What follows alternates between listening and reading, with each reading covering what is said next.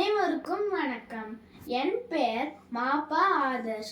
நான் கோவை மாவட்டத்திலிருந்து பேசுகிறேன். நான் 5ஆம் வகுப்பு ஆ பிரிவு படிக்கிறேன். எனக்கு திருக்குறளை சொல்லிக் கொடுத்த திருக்குறள் ராசன் தாத்தா ஐயாவுக்கு மிகவும் நன்றி.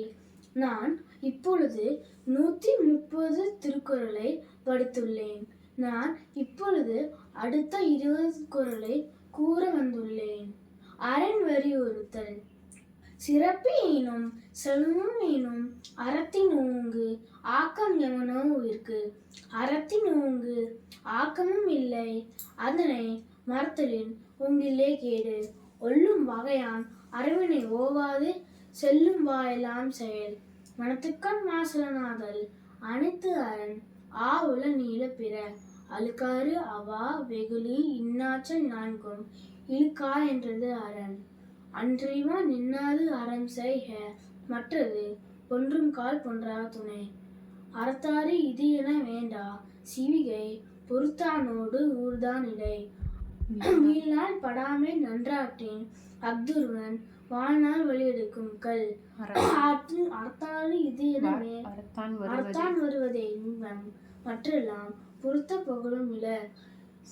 செயற்பாலதோறும் அரணே ஒருவருக்கு உயர்பாலதோறும் பழி. இல்வாழ்க்கை இல்வாழ்வான் என்பான் இயல்புடைய மூவருக்கும் நல்லாற்று நின்றதொனை. திருந்தார்க்கும் துவதற்கும் இருந்தார்க்கும் இல்வாழ்வான் என்பான் துணை. தென்புலத்தார் தெய்வம் விருந்தொக்கல் தான் நின்றாங்கு ஐம்புலத்தாறு ஓம்பல் தலை. பழியஞ்சி பார்த்து உடைத்தாயின் வாழ்க்கை வழியஞ்சல் என்யாண்டுமில். அன்பும் மரணம் உடைத்தாயின் இல்வாழ்க்கை பண்பும் பயனும் அது. ஆற்றின் அறத்தாற்றின் இல்வாழ்க்கையாற்றின் பொறுத்தாற்றின் போவை பெறுவது எவன். இயல்பினான் இல்வாழ்க்கை வாழ்பவன் என்மான் முயல்வாழ்வன் எல்லாம் தலை. ஆற்றின் ஒழுக்கி அறநிலுக்கா இல்வாழ்க்கை நோற்பாரின் நோன்மை உழைத்து. அறனென்னப்பட்டதை இல்வாழ்க்கை அஃதுன் பிறன் பழிப்பது இல்லாயின் நன்றி. ஐயத்துள் வாழ்வாங்கு வாழ்பவன் வானறியும் தெய்வத்துள் வைக்கப்படும். நன்றி, வணக்கம்.